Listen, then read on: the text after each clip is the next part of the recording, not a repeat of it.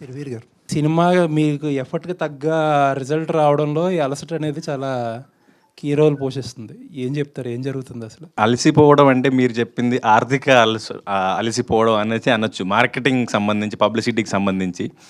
So, ఇది as an actor నా చేతుల్లో లేనిది నేను ఎంత పుష్ చేసినా అవ్వంది సార్. సో, కొన్ని విషయాల్లో డబ్బు పెడితే గానీ కొన్ని ఇంటర్వ్యూలు చేయరని నేను వింటూ ఉంటాను. నాకు తెలీదు.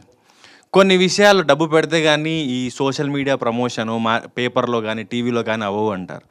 ప్రొడ్యూసర్స్ ఎవ్రీ టైమ్ నాకు ఏం చెప్తారంటే, మేము బాగా చేస్తాం, మాకు ఇంత ఫండ్ ఉంది సినిమాకి ప్రమోషన్స్‌కి అని. లాస్ట్‌కి వచ్చేసరికి ఎవ్రీ టైమ్ నేను మోసపోతూనే ఉన్నాను.